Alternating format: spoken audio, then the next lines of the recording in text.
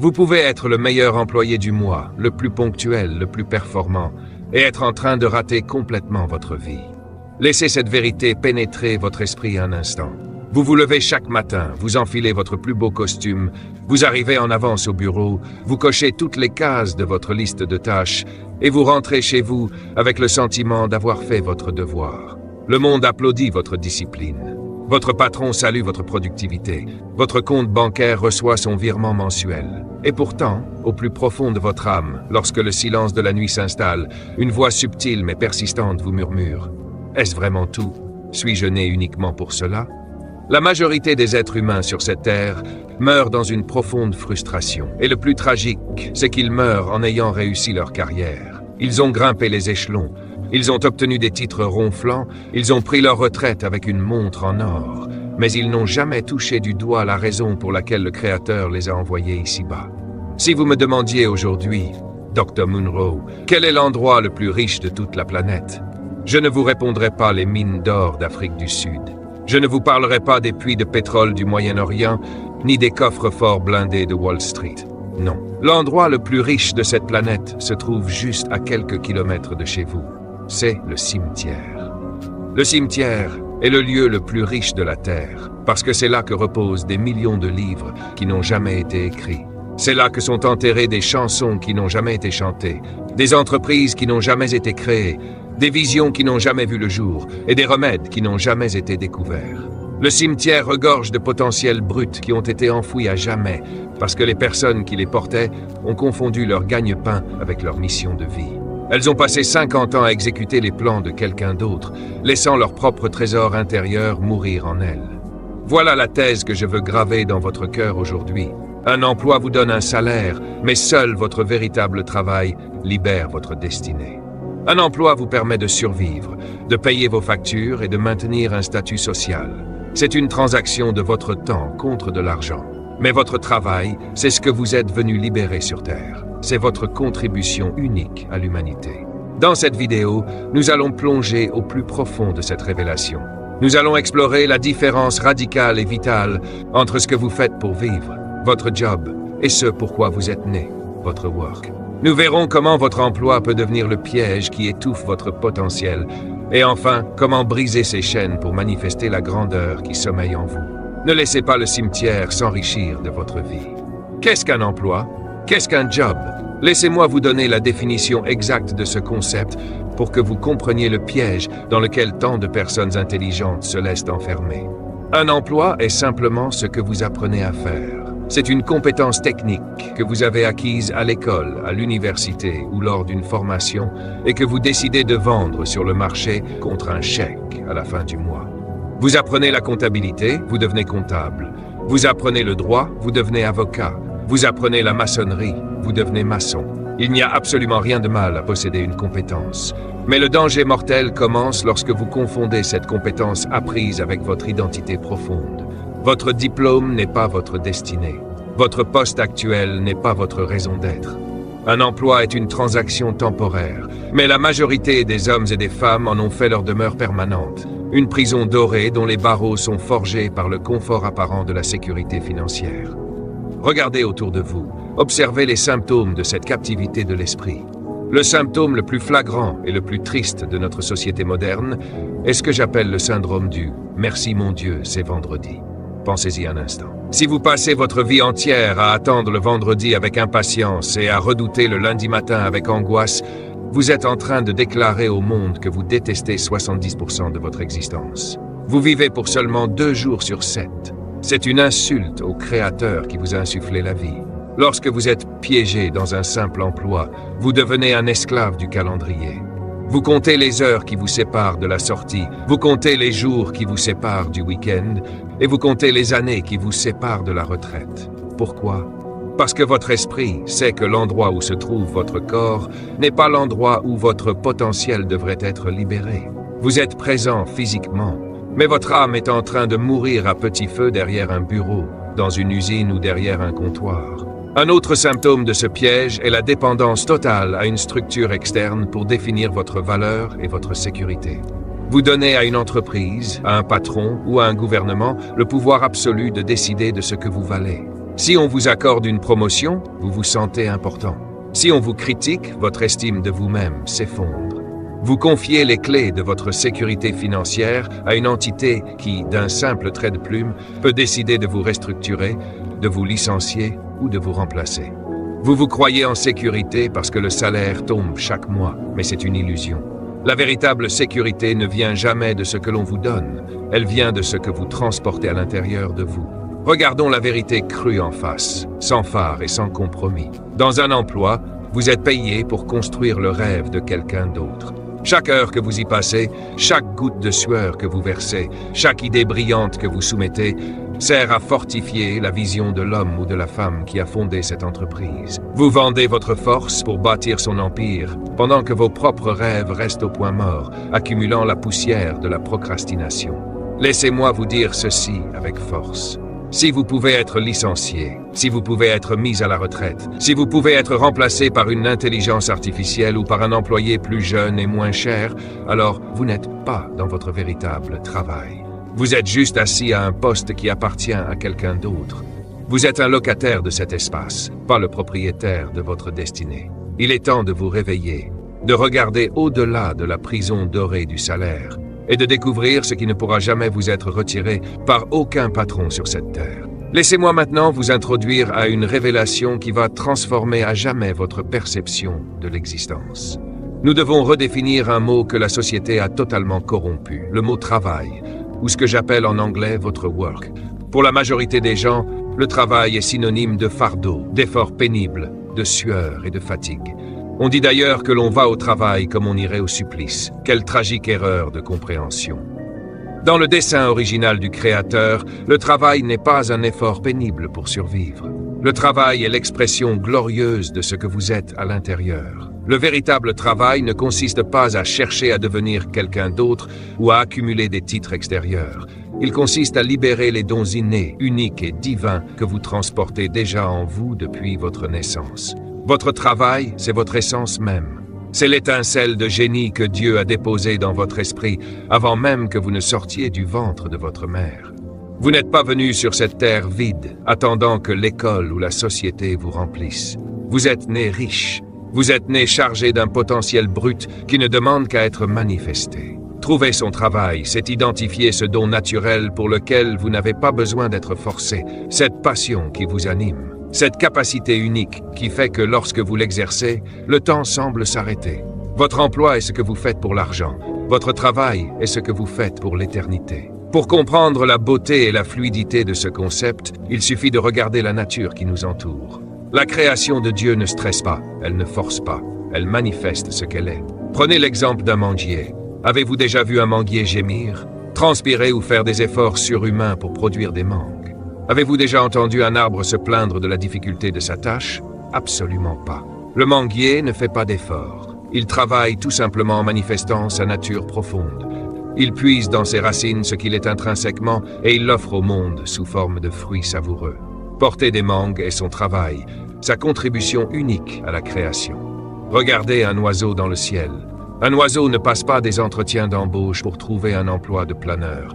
Il ne cherche pas une structure externe pour lui donner la permission d'exister. Le vol est son travail. Voler est l'expression naturelle de son potentiel. Le poisson ne lutte pas pour nager dans l'océan. La nage est son travail. De la même manière, vous avez été créé avec une nature spécifique. Il y a une mangue en vous que le monde attend de goûter. Il y a un vol que vous devez exécuter dans les cieux de votre génération.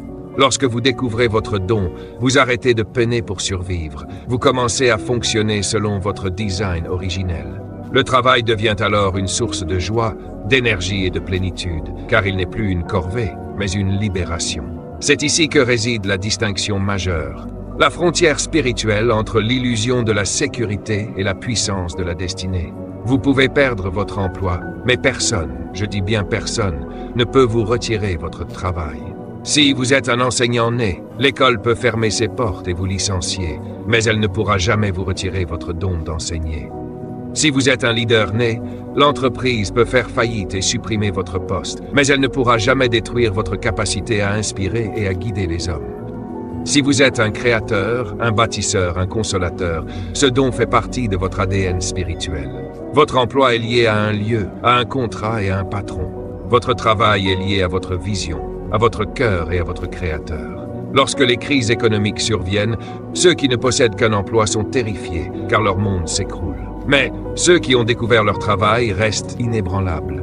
Ils savent que même si la structure externe s'effondre, le trésor intérieur reste intact. Ils ne cherchent pas désespérément un poste à pourvoir. Ils cherchent un endroit où déployer leurs dons. Ne commettez plus l'erreur de donner votre vie pour un poste qui peut vous oublier en 2 semaines si vous disparaissez. Investissez votre existence dans le déploiement de votre potentiel. Libérez ce que vous portez, car c'est là que réside votre véritable puissance. Laissez-moi vous révéler le secret le plus précieux de la réussite authentique, un principe que j'ai enseigné à travers le monde entier et qui a transformé des milliers de destins. C'est la règle d'or qui régit toute existence sur cette terre. Là où le but n'est pas connu, l'abus est inévitable. Prenez le temps de méditer sur cette phrase. Si vous achetez un appareil technologique sophistiqué, mais que vous ignorez totalement sa fonction et son mode d'emploi, vous finirez inévitablement par l'endommager, par l'utiliser à contresens ou par le ranger dans un tiroir. Vous allez en abuser, c'est-à-dire en faire un usage abusif ou erroné. Il en va exactement de même pour votre propre existence. Si vous ne connaissez pas le but précis de votre vie, si vous n'avez pas découvert la raison exacte pour laquelle vous respirez aujourd'hui, vous allez inévitablement abuser de votre temps, de votre énergie, de votre santé et de vos précieux talents dans des distractions futiles ou dans des projets qui ne vous correspondent pas. Sans un but clair, vous devenez une cible facile pour les priorités des autres. Vous acceptez n'importe quel emploi, simplement parce qu'il paie bien. Vous vous engagez dans des relations qui épuisent votre force. Vous passez vos soirées à regarder la vie des autres sur des écrans au lieu de bâtir la vôtre. Pourquoi? Parce que lorsque vous n'avez pas de direction, chaque chemin semble bon, même celui qui vous mène droit vers le regret. L'absence de but est la racine de toutes les frustrations humaines. C'est elle qui pousse un homme à avoir une belle maison, une voiture de luxe, une carrière au sommet, et pourtant à ressentir un vide abyssal à l'intérieur de son cœur. Vous ne souffrez pas d'un manque d'argent ou d'un manque d'opportunités. Vous souffrez d'un manque de vision.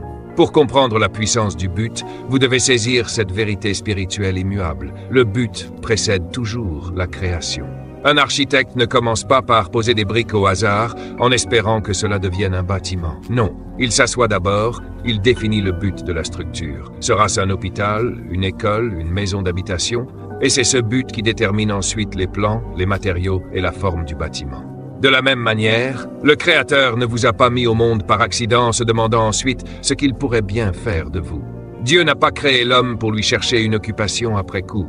Il a d'abord conçu un besoin spécifique sur la terre, une mission précise à accomplir, un problème unique à résoudre. Et il vous a créé, vous, comme la solution à ce problème.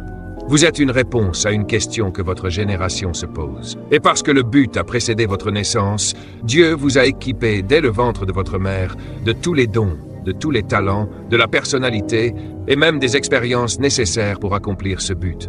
Rien en vous n'est un défaut. Votre sensibilité, votre rigueur, votre créativité, tout a été calibré par le grand architecte pour servir la mission qui vous est assignée. Quel est l'impact de cette découverte dans votre vie quotidienne? Le but est le seul véritable carburant capable de transformer l'effort pénible en une passion dévorante. Lorsque vous travaillez pour un simple salaire, chaque tâche est lourde, chaque réveil est difficile. Mais lorsque vous marchez dans votre but, une énergie surnaturelle s'empare de vous. Le but vous donne la discipline d'acier nécessaire pour persévérer là où tous les autres abandonnent.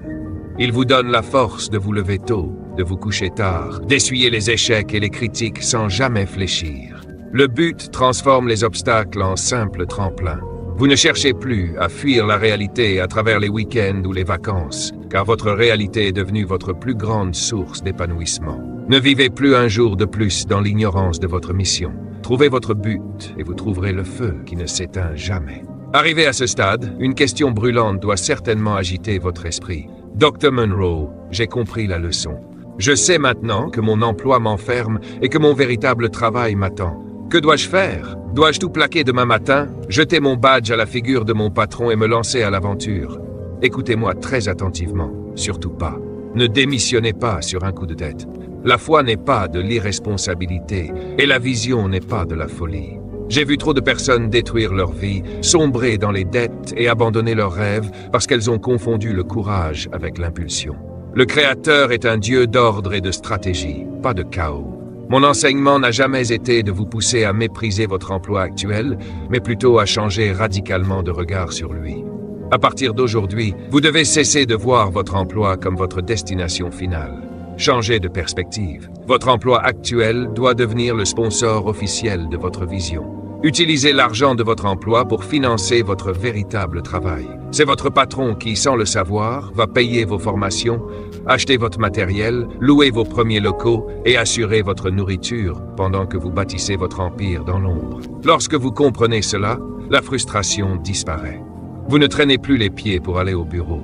Vous y allez avec le sourire, car vous savez que chaque heure passée là-bas est une brique que vous posez pour l'édification de votre propre destinée. Votre emploi devient une simple commodité temporelle, une source de capital pour manifester le potentiel éternel qui est en vous. Comment entamer concrètement cette redécouverte de soi? Laissez-moi vous donner 3 étapes incontournables pour identifier et cultiver votre véritable travail. La première étape va peut-être vous surprendre. Identifiez cette réalité qui déclenche en vous une sainte révolte. Oui, vous avez bien entendu. La sainte colère face à une injustice, face à un problème non résolu ou face à un dysfonctionnement dans notre société est très souvent l'indicateur le plus précis de votre mission de vie. Qu'est-ce qui vous révolte? Est-ce de voir des enfants sans éducation? Est-ce le désordre dans la gestion des entreprises? Est-ce la détresse émotionnelle des gens autour de vous? Est-ce la mauvaise qualité des constructions? Ne rejetez pas cette frustration. Là où se trouve votre plus grande sensibilité à la douleur du monde, c'est là que se trouve votre zone d'impact. Vous avez été créé pour être la solution à ce problème précis qui agite votre cœur. Votre colère est le signal d'alarme de votre destinée. La deuxième étape consiste à repérer ce que vous faites naturellement mieux que les autres, sans effort surhumain. Regardez votre vie avec honnêteté. Quelles sont les tâches, les activités ou les disciplines où vous excellez sans avoir l'impression de lutter? Qu'est-ce que les gens viennent spontanément vous demander? Est-ce votre conseil? Est-ce votre capacité à organiser le chaos? Est-ce votre talent pour concevoir des visuels, pour écrire, pour réparer des mécanismes complexes? Ce que vous faites naturellement est l'expression de votre don inné. La société nous a appris à travailler dur sur nos faiblesses, mais je vous dis de travailler intelligemment sur votre force. C'est là que réside votre génie. C'est là que le manguier commence à produire ses premières fleurs. Enfin, la troisième étape, celle qui sépare les rêveurs des bâtisseurs. Investissez massivement votre temps libre. C'est le test ultime de votre engagement. Tout le monde possède les mêmes 24 heures dans une journée. Si vous passez vos soirées, vos week-ends et vos jours fériés affalés sur un canapé à consommer du divertissement, à regarder des séries en boucle ou à faire défiler des vidéos futiles sur votre téléphone, vous êtes en train d'assassiner votre potentiel. Vous utilisez votre temps libre pour fuir la réalité de votre emploi au lieu d'utiliser ce temps pour bâtir votre liberté. Le secret de la transition réside dans ce que vous faites entre 18h et 22h. C'est dans cette tranche horaire que se joue votre avenir. Utilisez ces précieuses heures pour lire, pour étudier, pour tester votre projet, pour commettre des erreurs, pour affiner votre art et pour cultiver votre don. Ne soyez pas un simple consommateur de la créativité des autres. Devenez le producteur de votre propre vision.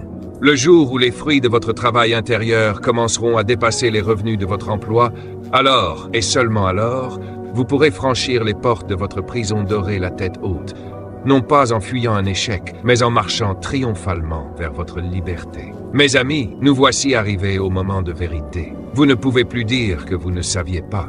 Vous ne pouvez plus retourner à votre routine quotidienne en fermant les yeux sur le trésor que vous transportez. Regardez l'état de notre société actuelle. Le monde n'a pas besoin de plus de personnes qui cherchent désespérément un salaire, de plus de fonctionnaires de l'existence qui attendent passivement la fin du mois, ou de professionnels qui échangent simplement leur temps contre des morceaux de papier. Non, le monde est en crise, et il a désespérément besoin d'hommes et de femmes qui se lèvent et manifestent leur but original. L'humanité souffre parce que les solutions à nos problèmes sont encore verrouillées à l'intérieur de vos peurs et de vos hésitations. Ne commettez pas le crime de retenir ce que vous avez reçu. Ne laissez pas cette terre hériter des trésors inestimables qui sont enfouis en vous. Le sol de notre planète a reçu assez de larmes et de regrets. Il n'a pas besoin de recevoir vos livres non écrits, vos entreprises non créées ou vos visions avortées. Votre vie ne vous appartient pas. Elle appartient à la génération que vous devez servir. Chaque fois que vous choisissez le confort d'un simple emploi, au détriment de l'audace de votre véritable travail, vous privez des milliers de personnes de la solution qu'elles attendaient. Le monde a faim de vos fruits. Allez-vous le laisser mourir de faim? Écoutez-moi bien.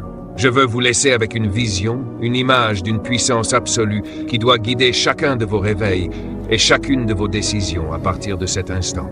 Mon plus grand désir, le but ultime de toute mon existence et de cet enseignement, est de vous voir viser ce jour glorieux où vous quitterez cette terre en étant totalement vide. Die empty, mourrez vide. Quelle tragédie de voir un homme mourir plein de talents qu'il a jalousement gardés pour lui, plein d'idées qu'il n'a jamais osé partager par peur du regard des autres, plein de potentiel qu'il a enterré sous l'illusion de la sécurité. Je vous en supplie, ne faites pas du cimetière un endroit encore plus riche qu'il ne l'est déjà. Refusez de mourir avec vos chansons à l'intérieur de vous. Refusez d'emporter vos chefs-d'œuvre dans la tombe. Lorsque viendra le moment pour vous de fermer les yeux et de rendre votre dernier soupir, vous devez être capable de regarder le Créateur en face et de lui dire « Père, tu m'as donné un potentiel immense lorsque je suis né. Aujourd'hui, je te rapporte un corps fatigué, mais une âme totalement vide. J'ai tout dépensé, j'ai tout donné. J'ai manifesté chaque vision, j'ai libéré chaque don, j'ai versé chaque goutte du potentiel que j'ai reçu. Je n'ai rien gardé pour moi, j'ai enrichi ma génération. C'est cela, la véritable définition de la réussite. C'est cela, la victoire d'une vie accomplie. Le voyage vers votre destinée commence aujourd'hui, et il commence par une prise de conscience honnête et courageuse. Vous devez briser le silence et la solitude de votre prison dorée. C'est pourquoi je vous pose cette question directe, de cœur à cœur. Quel est ce don? Quelle est cette compétence unique ou cette vision que vous ressentez brûler au plus profond de vous, mais que vous n'osez pas encore exploiter à plein temps par peur, par doute ou par manque de temps? Je vous invite instantanément à descendre dans l'espace des commentaires ci-dessous et à partager avec nous ce trésor caché. Ne le gardez plus secret, écrivez-le. Donnez-lui une existence à travers les mots. En le partageant ici, vous brisez la chaîne de la procrastination, vous signez un pacte avec votre avenir et vous rejoignez une communauté de bâtisseurs décidés à ne plus jamais laisser leur emploi étouffer leur travail.